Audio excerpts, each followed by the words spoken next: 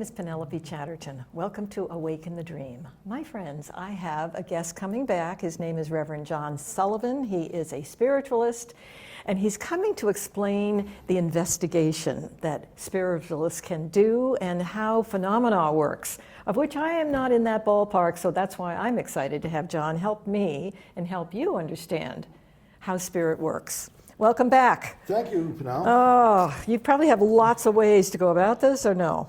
Well, the important part of this is having had this in my own home, initially in East Bridgewater. Yeah. We found that, you do the things normally that you would maybe have seen on TV. How's that? Yeah. When my daughter woke up this one particular night and screamed, and I ran into her bedroom, she said, Dad, look, she's going through the doorway. Well, it's not the doorway I came in, but one that was on the other side of the room going into the hall. Yeah. And without thinking for a moment, wait a second, the door's closed. There's a dressing vanity in front of the door. I ran into the hall, flipped the light switch, went for the carpeted stairs, and watched footsteps in the rug all the way up the stairs. At that point, I knew there was something here that I didn't know. Yeah. And now I had to be sure what it could be. Yeah, you have an investigative mind as well. And by the way, our friends, for our first show, if you missed it, John goes into quite a detail about the home he bought and that it was, you had a guest. Oh, I had a so guest. if you needed to review that, you'll be on YouTube and you can just go back and see both. But anyway, carry on. So anyhow, one thing led to another, and the first thing I did, the upstairs we didn't use, and I took and powdered the floors with a little talcum powder, figuring if there was a big animal, there was anything. You're looking for footprints. I'm looking for something, anything at this point.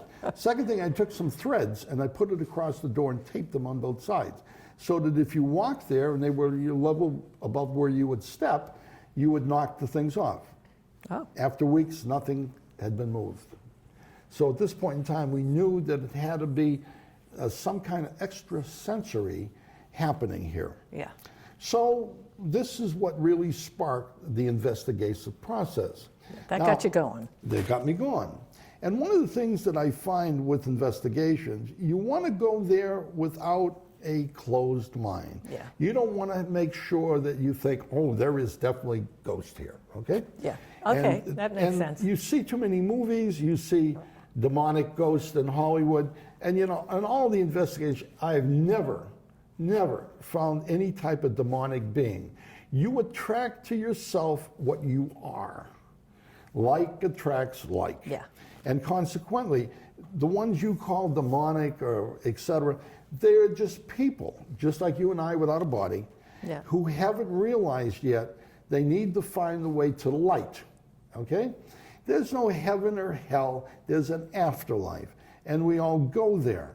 And consequently, some people stay in that darkness area for whatever reason, and they need to find the light. Yeah. So consequently, one of the areas that I finally had gone to was paranormal investigations. Okay. And in doing a paranormal investigation, again, don't have preconceived ideas. You say that a lot, and I appreciate that, because then you're bringing something to it where you want to be open to hearing. You need to be entirely open.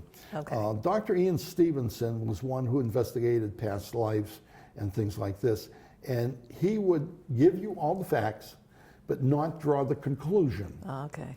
Because the conclusion means if you're looking for this and you've got this, did I program this? And that's what you can't have. Yeah, okay. So Makes one sense. thing led to another, and I had done my first investigation after my own house, and I found that, gee, it's not maybe what we think it is. And I'd like to go through a couple of them for you, if I might. Sure. Not too long ago, I had a call from a lady who is a card reader, who does house cleansings, gets rid of the ghosts. Do they run spooks. around with that stuff? Well, some of them use the sage and sage a house. I mean, everybody does their own whatever. And she asked me to go down to Springfield and talk to these people before she went there. And I said, why are you asking me? Isn't this what you do? I said, don't you get paid to do this? Oh, I get $125 to go clear a house. Oh. And I said, well, why don't you just go clear it? And she said, well, I'm a little concerned about this house. Uh-huh. So I decided... So shoves you in instead. Oh, yeah. So I called the lady who owned the house, and I told her who I was, and she had called her and told her I would be calling. I went down to see her. Now, here is a Jamaican household. The lady had come from Jamaica, and you would say, Jamaica, what did they bring with them from Jamaica? Is voodoo really there? Well, you know, again, you could go in with all kinds of concepts, but I went in, set a recorder on the table, and this is what I always do. Reason for a recorder. Once you record what was said, you won't misconstrue the information. Got it. Or build on it, okay? Okay. So I set the recorder on the table and I asked her what was going on. She said, the noises around you, there's people around here, etc. And I said, do you feel, she said, I'm just scared. And she said, I asked my minister, and she went to the Worldwide Church of God. And the minister said, when you get through finding out what this is, come on back to church. Huh. And I said, this is not the first time I've heard this. So one thing led to another, and as we sat there talking, I just very simply say, Spirit, if you're around, show yourself. Yeah. Well, all of a sudden, this gentleman built up. I don't remember what he looked like as I'm talking to you, but I described him to her. And she says, oh my God, that was my brother. He was killed in Jamaica, and tragic death. He was murdered. And I said, well, now you know why he's here. He's letting you know he's not in the land of the deceased. He's very much alive. Yeah. By description. And then the next fellow came in was a young one. That one I remember quite clearly. And he was somewhere in his late teens, early 20s. And I described him, and she said, well, that was my nephew. He was in a gang and he was killed. And I said, well, now you got another tragic death. Ugh. So they're coming back to say, hey, listen, we're still alive, etc. And the third guy was most interesting. He was much taller than she, thin in the build, but she was short and stocky. And he smiled, and she said, well, I'm not sure. And he smiled. And there he had a gold tooth. And she said, oh, that's my brother so-and-so. Yes, he was murdered when he was in his 30s. Third murder. Third murder. Oh. So now you can see all these Fun people household. coming through to tell her, we've made it. Yeah, we're okay. The daughter who was there had a little baby. And the daughter says, I have someone who came here, and I saw him out in the yard. He was a black fellow, but he had like white powder, something all over his face. I said, who did he look like? He said, he looked like her nephew. And I said, you saw a picture? Yes, I've seen pictures of him. And I said, why do you think he had white in his face? Oh, she said, he's the guy that used to be a clown. He'd always do this stuff. Oh. Okay, and I said, when you saw that, was he smiling? Did he look at? Oh, no, he was smiling like, you know, I'm pulling one on you, lady. And consequently, you see, here is someone coming back. Yeah. So when I got through with this, the woman said to me, I need you to go around the house. Now, there are certain instruments we use, which I'll bring in at another time, and find out whether or not Spirit is here and get rid of them. And I said, first of all, you can't get rid of somebody. That's number one. Number two, good point. What you could ask them to do is, hey, this is my house. I'm here in the land of the living. You're welcome here all the time, but don't interfere. As we were going around the house, she had a son, and this is not usual. It's the first time I ran into this, who was around 13, 14 years old.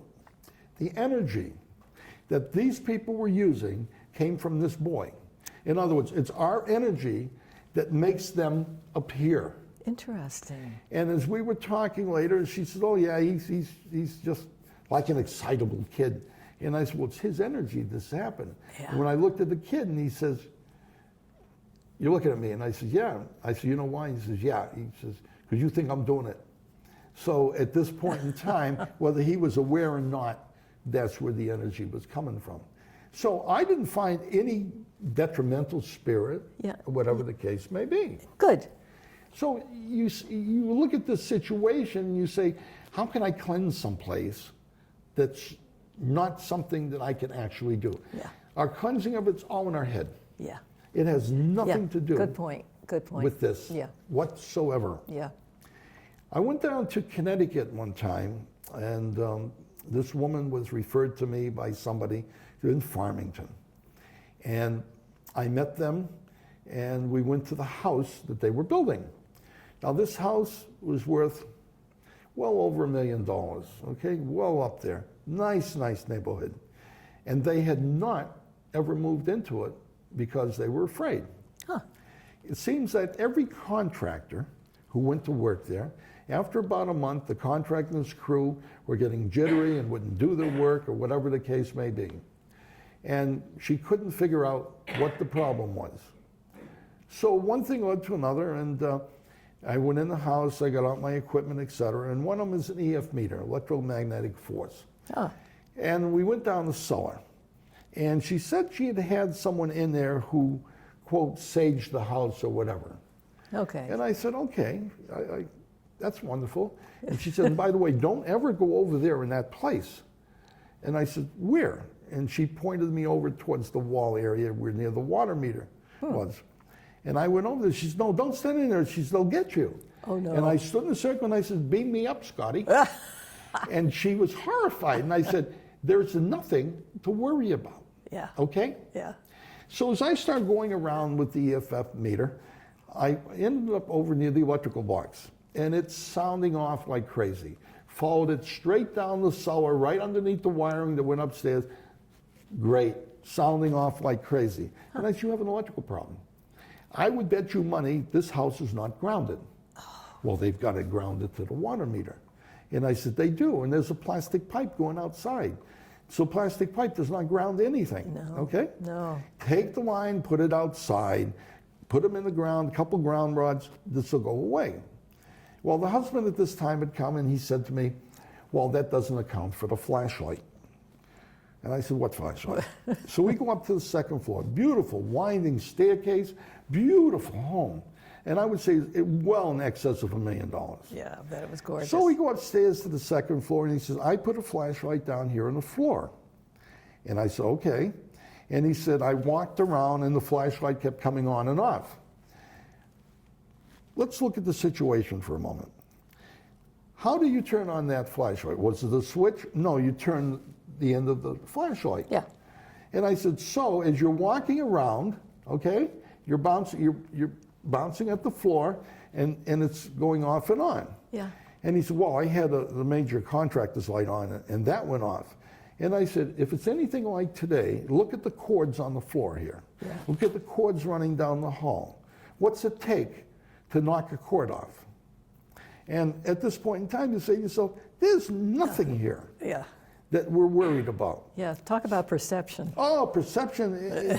The mind's running rampant with them. That's the problem. Yeah, what a good point. So I went outside. There was no ground rod in the ground, so the electrical panel was. And what's interesting, we were at the top of the cellar stairs, and he shut the door, and the sound went away. And I said to him, I said, we've shut spirit out, right? And they're both looking at each other and me, and I said, I opened the door and the sound came again. I said, the force, the electromagnetic force is being blocked by this door that has a metal back to it, okay? So I said, let's be sensible.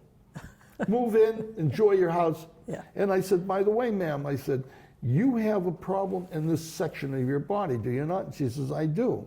And I said, your mother lady is here. And she said, you need to be a little more careful and not to be so excitable about things. And she said, that sounds like my mother. Good advice. So, I mean, at this point in time, you figure this is just a waste of time. Yeah, yeah. About 2 weeks later, and I never usually call people back. I called them and I said, so how'd you make out with the grounding rod? She said, well, we haven't put it in yet, but we bought all the equipment you have and we get the same results. Hello? Oh, jeez. You haven't done what I told you. Put the ground rod in, then check it out. You'll find out it's gone away. Yeah. Apparently, the electromagnetic force that was being generated by, I'm not sure whether there was some poor wiring, or wiring not set up properly, was causing the grief, and people working around, it's like getting x-rays all the time. Oh. And that was what the problem. Interesting. Yeah. So you can see that people make too much of too little for too long. That's interesting and inspiring. Yes. Well, it's inspiring in the sense that you need to use your common sense. Yeah. And common sense today is not extremely common. And to buy all the same equipment and to get the same results without changing anything, Yeah. that's foolishness. Yeah. At its best. Yeah. Now, there are times you go to other places and you'll find things that you never expected to find. But they're all human things, okay? Nothing to do with spirit, okay? Yeah. Patty and I used to do some investigation. Now, I like Patty because she worked for Monsanto. She's a chemist. So we have this scientific background. So it's all scientific or nothing. Yeah. And the first one we did was down in Westfield. And we'd gone into this house who supposedly had paranormal activity. And the young man that was in the house would get so uptight that he would act out. Oh. And yet, other times he was fine. He was fine at school. He was fine out of the house. So you have to think, where does he stay most of the time? In his bedroom, okay? So Patty went in and set a microphone on the bed that would be tripped if somebody spoke. Uh-huh. And we also set in there an alarm, so if there was any kind of poltergeist in movement, it would sound an alarm. We're talking at the dining room table, all of a sudden the alarm sounds. And wonderful, she runs in. We took some pictures and we didn't see anything. Think about this. The one thing we found that coming out of the floor on one side over a window and up through the ceiling was this bright white light and gust of light. On the other wall was this long red line and it dropped down to the floor. And on the microphone, you talk about paranormal activity. There was a male voice and it said, "I hope you like this. This is for you." And I said, wow. I said, now that's EVP. So you got some EVP here without a question of a doubt. So we chatted for a little while longer, and then Patty said to me, "I want you to go to the cellar." And I said, "Well, you've been down there." She said, "I want you to go to the cellar." So I went down the cellar, and I'm standing there listening, and I could hear machinery running. And I said to the gentleman on the house, I said, "Were there ever like a machine shop or something here? It seems like old lathes and belts." He said, "Geez, not that I know of. I know there was a photographer and he had a dark room here." And I said, "No, that's not what I'm getting." So you shrug your shoulders and just walk away. This is on tape now, okay? And when we went over to where the sump pump was, it was interesting because you felt a force, the better word of a force there. It wasn't until we took the actual tapes and played them back. There were gong sounds at that particular sump pump area. Gong sounds? Yes. Don't forget, there's a hole in the ground going into the dirt, okay? And we couldn't figure out what it was, but 3 separate gong sounds, like gong, gong, gong. So she sent it to a friend of hers out west who was also in the business. She was a chemist and more into the paranormal. And he said back in the, I think it was the 60s, 50s or 60s, Americans were sending sounds underground towards Russia, and Russia was sending them over here to disassociate each people. And these were one of the sounds that were run underground. He didn't know by which group. The second thing we found was you could hear the machines being turned on and off on the tape. Okay? I heard it clairvoyantly, but you could hear it on the tape. I'll be damned. So whether long before this man bought the house, what had gone, who knows? You don't know. The other thing that was very interesting, the front door was, as soon as you open the door, it would close on its own.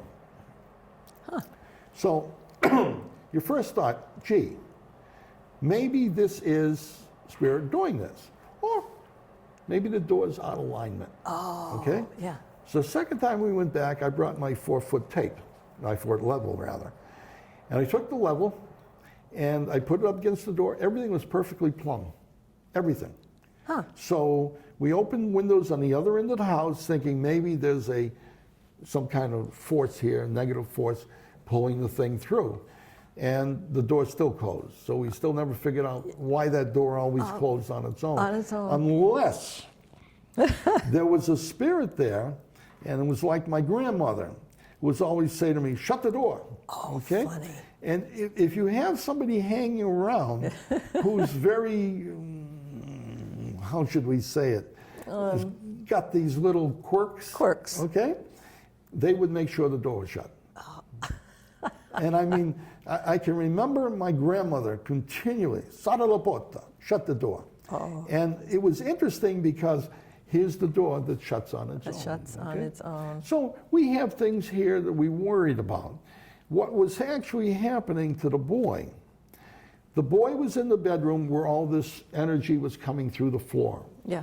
This was affecting him.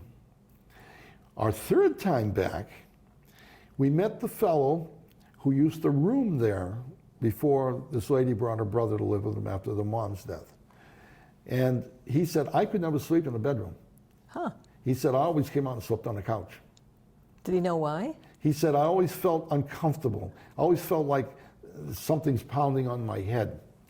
And so I would say it was the energy that was coming, not meant by spirit, but physical energy coming from the ground and from what we call residual energy that was very, very important at this point, that was disturbing people. Got it. How do you get rid of that? It's not spirit induced. I have no clue. Okay. And you need to, at that point, say, gee, I just don't know, Yeah. you know? Yeah. So as we touch this vibration, we want to say, hey, you know, what am I looking for here? One thing led to another, and there are many others that I've done, but one that will give you a little bit of anxiety. I went down to see a local person who was moving into a house. She was a psychologist. She was marrying this guy. They were moving in the day we went there. We went through the house. Everything was just wonderful. I remember saying to her, say, I have a lady that comes to you. And I described the woman. I said, she's standing in front of looks like a Conestoga wagon, a gypsy wagon. And I said, she tells me she's, I can't remember, Romanian. Ah. Oh, that was my grandmother. She was a gypsy. Ah. And I said, oh. And then a little guy built up, a little short, stocky guy, big mustache. And he said, you tell her I'm Serbian. And I said, you know this guy that's Serbian? Oh, that was her husband. And I said, wow, Romanian and Serbian, this is kind of out there, you know? Yeah. And so one thing led to another, and I was upstairs talking to her husband. Her husband had trouble at the condo they owned. Once a month, he would wake up and he couldn't breathe. And they take him to the hospital and everything was fine. So as I'm standing there talking to him, etc., all of a sudden I see people walk by me. And there's every nationality, every type of everything you could see. And I said, you can't have this many relatives. In this, you know, you got to have a few here and there, but not this many. There had to be 50 people that marched by here. Oh, gosh. And finally I said to him, do you understand who these people are? He said, I do. And I said, not relatives. No, not relatives. And he said, I was a government assassin. Oh. And he said, I have over 50 kills to my name. Oh. So now you look at the breathing. His spirit is trying to indicate to her, listen, this is not your kind of guy. He's got unfinished business, okay? Yeah. The second thing you see here is he understood every bit of this, which is just absolutely blowing your mind. Did he own it? He owned it, oh yes. Yeah. He owned every bit of it, and he had no problem with it. He said, I understand. Oh. And why are the people coming through? This is unfinished business. We need to somehow make amends for this unfinished business. How he's going to do that with so many, I have not a clue. They're in but line. I hope he start working on it before he passes over. Or before he gets married. They're going to meet him on the other side without a question of a doubt, okay? Yeah. Now, theoretically, they were involved in issues such as he. So it was who got who first, I guess, okay? Yeah. But that doesn't make it any easier. We've taken a life that we probably shouldn't have taken, okay? Yeah. For whatever reason, the government reason, okay, for the government reason. Yeah. But beside that. Yeah. You know, our friends who are watching, I'd like to, if you wouldn't mind, explain if they wanted to come study about spiritualism, how that you have classes in We have classes at the church. I mean, this might inspire folks to say, gee, I'd love to be more intuitive, or I'd love to learn how to do my skill. I would love some of these skills. What do I do? Where do I go? First of all, the first thing they have to do is realize, I want to do this. Second, They have to want to do it. Want to do it. Second, why do I want to do it? Yeah. If it's just putting a shingle out, Spirit could care less. Sure. If it's to help mankind, now they're there with you, okay? Yeah, I get it. And they will be right there to help you all along the way. Yeah. This is one of the problems we find. It's time to get over your own fears, your own apprehensions. It's time to say, hey, look, this is what I want to do. I want to do my part to help mankind. Yeah. And they will work with you. You can be a good healer. You could be a good psychic. You could be a good medium, okay? Psychic to medium, psychic mainly on the earth plane. Medium mainly on the spirit side, but they overlap. I'll bet. So they overlap a little bit, okay? Yeah. So you can't be just straight one thing. Yeah, yeah. But they can come to the church on Granby Road in Chicopee. They're on our website, Healing Hands of Light, spch.com. Yeah. The classes are there. Right now there's a Reverend Robin Dubois doing some classes just to give me a change, and people change to see different approaches. Sure, okay? sure. But they've got to be intent on it. Yeah. You know, most of the people that have been with us always say to us, you never asked us to join.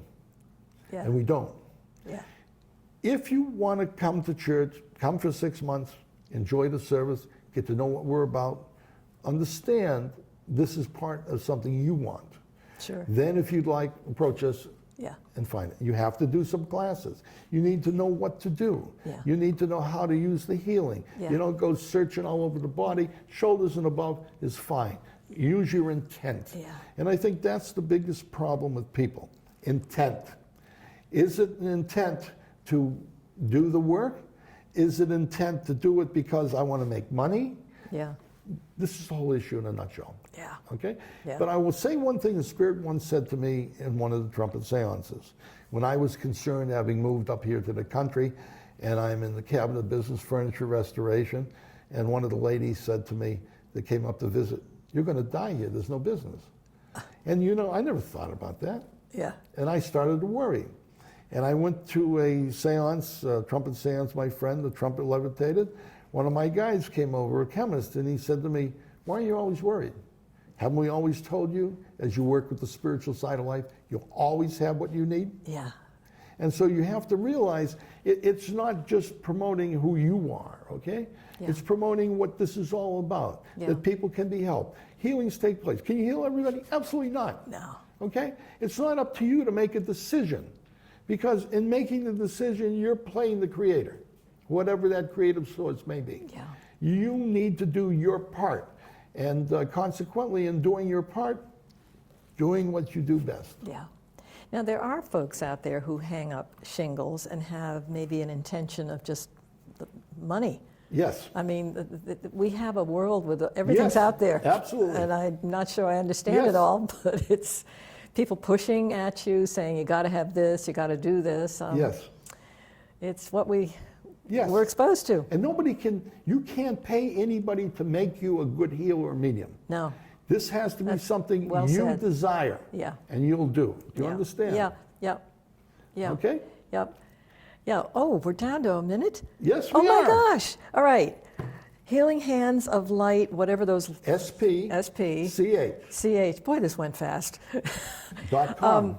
Yes, your service is 10:30. 10:30 Sunday morning. You have nice breakfast afterwards. I We know have a little brunch afterwards. little brunch afterwards. Yep. Everybody seems to like each other and a wonderful key. energy. Yeah, That's the key. And you do a wonderful job. I tell my friend Chella, we got to go because John is on duty today, and you know I find your readings are dynamite. But Good, thank thank you you. so much for being with me. Yes. And thank you, my friends, for joining me on Awaken the Dream. We will talk to you again soon.